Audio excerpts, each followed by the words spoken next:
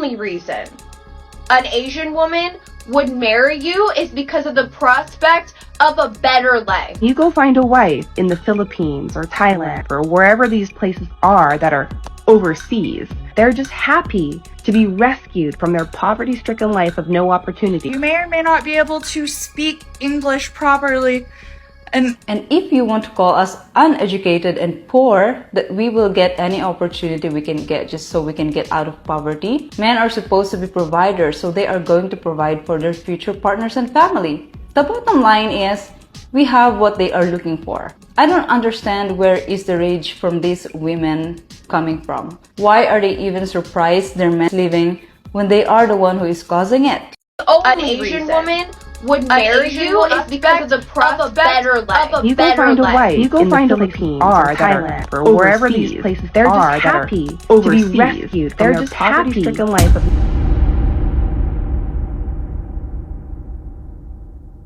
The Passport Bros movement is one of the travel goals of a community called Passport Bros. It is a traveling community of men of color in particular, whereby they go round the world in search of a more traditional and submissive wife. Now, before we get into the video, let's have a little history class to understand when this whole movement started, shall we?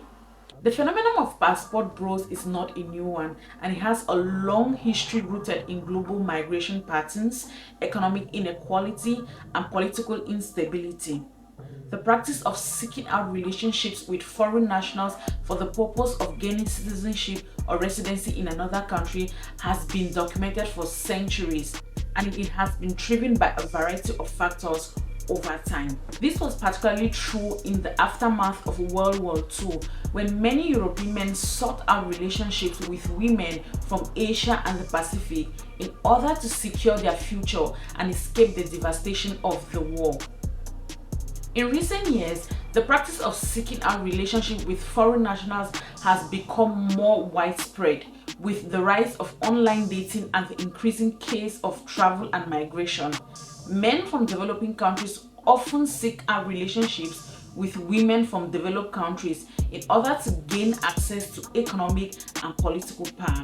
One of the earliest examples of this practice can be traced back to the early 19th century, when European men would travel to the Americas to marry Native American women in order to gain access to land and resources. This practice was motivated by the desire to secure economic and political power, and it resulted in the displacement and exploitation of indigenous communities. In the 20th century, the practice of seeking out relationships with foreign nationals continued, with men from developed countries often traveling to developing countries to pursue relationships with women who were economically or politically, while men from developed countries seek out relationships with women from developing countries in order to experience new cultures and lifestyles. The motivations behind these relationships can vary widely, but they are often rooted in economic and political inequality, as well as the desire to escape poverty or political instability. However, these relationships can also be exploitative and dangerous, particularly when the power dynamics between partners are unequal.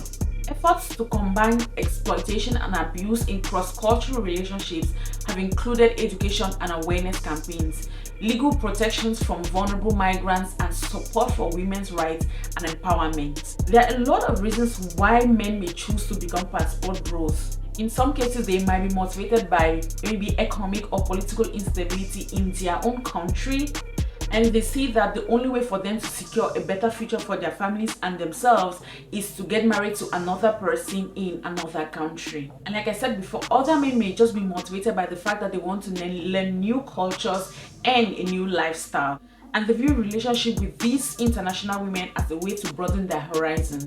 However, the motivations of passport bros are often a suspect, as some are driven solely by the desire to gain benefits from the foreign country without any desire whatsoever in their partner's culture or well-being. This can result in exploitative relationships, with passport bros taking advantage of their partner's vulnerabilities in order to secure their own interests. Moreover, these relationships may not always be equal, as passport bros hold a greater social, economic, or cultural power over their partners due to their citizenship status. This power dynamic can create imbalances in the relationship and can lead to exploitation or abuse. In today's generation, the reasons for the passport bros movement has shifted from just being political or economical to something entirely different. Now, if you are confused why the modern woman gets a lot of backlash, these are a few reasons. Now, as someone who was born in Africa for more than 24 years, now living in Europe, I can relate to this statement a lot because I watch our mothers and grandmothers. So this statement makes a lot of sense to me. Modern women have greater access to education, career options, and the ability to make their own choices about their lives and relationships. This shift towards gender equality has led to more diverse and complex gender roles, which can be challenging for some individuals who may prefer more traditional gender roles. Some people may feel threatened by the changing roles and power dynamics in relationships and society, leading to negative attitudes towards modern women. These negative attitudes can take different forms, including misogyny, sexism, and hostility towards women who challenge these traditional gender roles. Now, the passport bros are claiming that women in America and Europe are too modern for their liking. Now, if you're sitting at home and you're wondering who a modern woman is, let me give you some of these examples. Modern women are often independent and self-sufficient, with the ability to make their own decisions and support themselves financially. They prioritize education and career goals and often strive for success in the workplace. Modern women prioritize their physical and emotional well-being and may engage in self-care practices such as exercise, meditation, and therapy. Modern women are often comfortable expressing their opinions and feelings and may pursue creative interests and hobbies. Modern women value diversity and inclusivity and often advocate for social justice issues such as gender equality, LGBTQ rights, and racial justice, and a host of others. Now, this is the complete opposite of what the traditional woman is like, and if you're still wondering who a traditional woman is, I'm going to give you some examples as well. Traditional women are often expected to have strong domestic skills such as cooking, cleaning, and managing the household. Traditional gender roles are often placed on women in a submissive role to men. This can manifest in different ways, such as the difference to their husband and male authority figures. Traditional women are often expected to prioritize their role as a mother and primary caregiver to their children.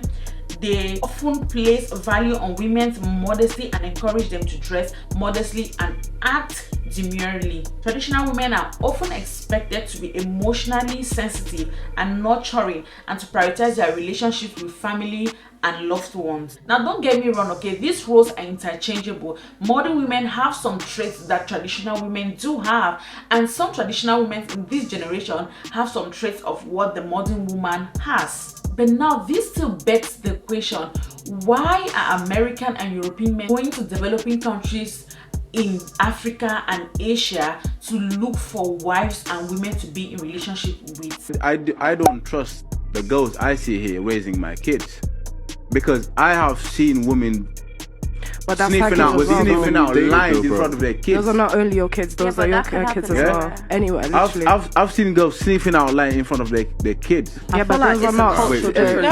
You're sleeping with these women though. Yeah, he's correct. I feel But like those it's are a not fit cultural mothers. difference.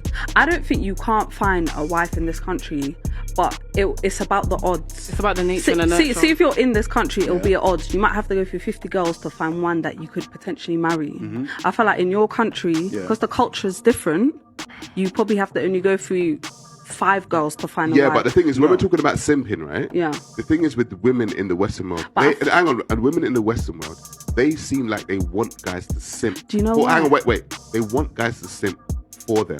Okay? So what happens is, when a man simps for a woman, right? It puts him in the feminine and it puts a woman in her masculine. Yeah. And so what happens is that the man starts to be a woman and the woman starts to be a man. And so what happened, and so I'm just saying, and so what happens is that the dynamics of the relationship get skewed. And so women, while they may like, because women generally lack attention, you're women, you lack attention, right? However, too much attention from a simp, you ain't gonna respect him. I only want you for the money and the clothes and for the bills. That's it. If you ain't getting my hair done, if you ain't getting my nails done, if you ain't doing nothing for me, then I don't need you here. It's not 50-50. It's not 80-20. It's 100% to 0. It's one side. Look, that's why American relationships are failures. That's why American women on a global context are the worst for relationships, long-term period. That's why the divorce rate is the highest in the world here.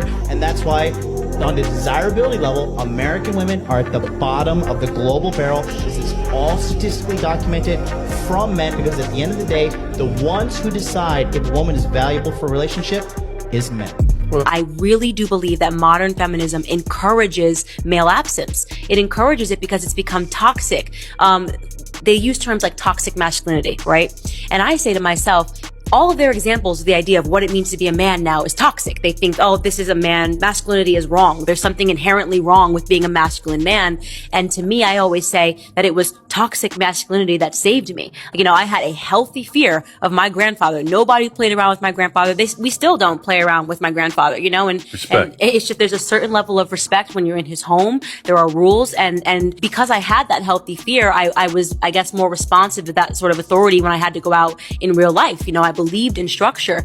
And yet this version of feminism today, we have women that are basically promoting men should act like women, right? And women should act like men. There's all this confusion. You can pick your gender, you can do what you want. And ultimately what I think it's doing is feeding into this idea of a breakdown of the family. You know, the group of men that get passports and go to another country to find women? Because in America, women hate all men and men all cheat, blah, blah, this, that, and a third. And then the women are mad. The same women who hate men and are feminists are mad that the men went to where they're respected. Men go where they're respected. So if you don't respect a man, how can you expect that man to respect you?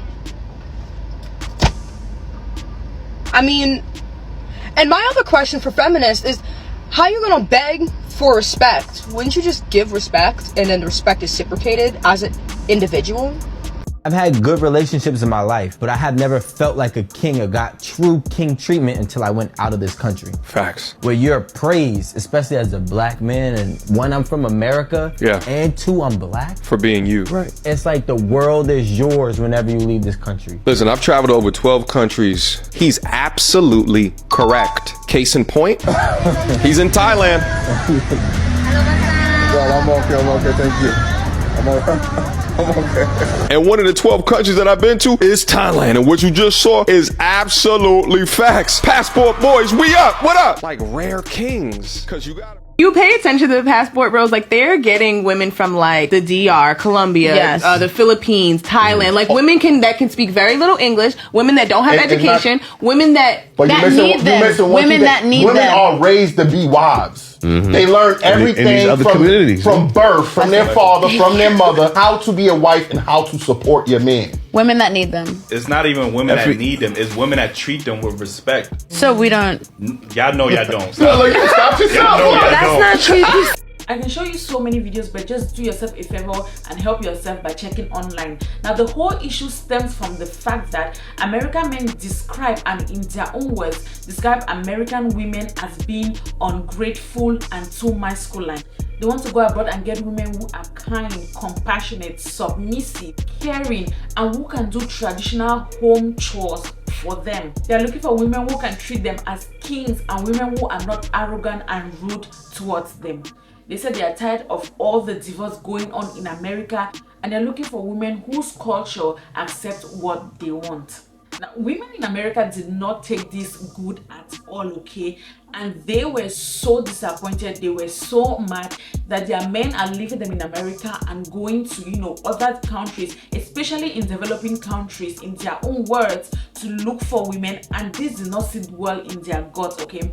A lot of them, as social media will have it, came out and they had a lot to say concerning this issue. The only reason an Asian woman would marry you is because of the prospect of a better life. You go find a wife in the Philippines or Thailand or wherever these places are that are overseas. They're just happy to be rescued from their poverty-stricken life of no opportunity. Now, why American women were so mad and they were trying to return the backlash back to these American men, they somehow landed themselves in a pot of issues, because while they were trying to describe these women abroad, they somehow started using some stereotypes and derogatory and demeaning words, like these women couldn't speak English, they were not educated.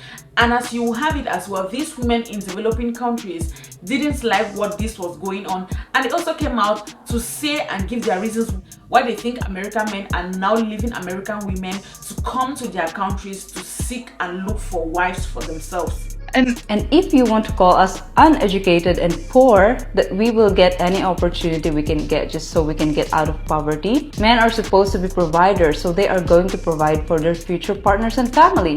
The bottom line is, we have what they are looking for. I don't understand where is the rage from these women coming from. Why are they even surprised their men leaving when they are the one who is causing it?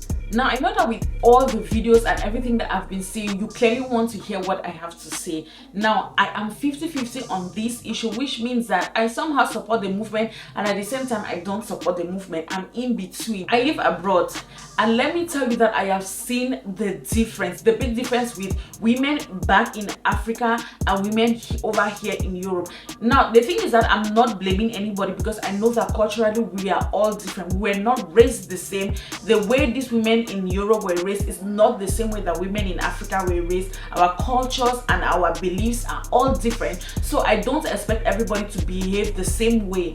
I personally believe that it's okay for you to spread your wings and go to other places if you feel that your current state or your current location doesn't serve you better. If you think that wherever you are, you can't seem to find women that fit what you want, it's okay for you to spread your wings and go abroad and look for women that you think fit what you are looking for. But then I have an issue with how these men come out to say this thing. Now, personally, like I said, it's okay if you want to go to Africa, Asia to look for a wife. But then I have an issue with people who, when they want to praise something, they have to downgrade another thing, okay? It's okay if you want to go to Africa, Asia to look for a wife, but then it doesn't have to come to the point where you now have to start downgrading American women just so that you can give reasons why you want to go abroad and look for a wife. If you say that, okay, the women in America don't have the qualities that I'm looking for, that's fine. You can go out. That's why I'm going abroad, so you know, look for somebody who has the qualities that I'm looking for.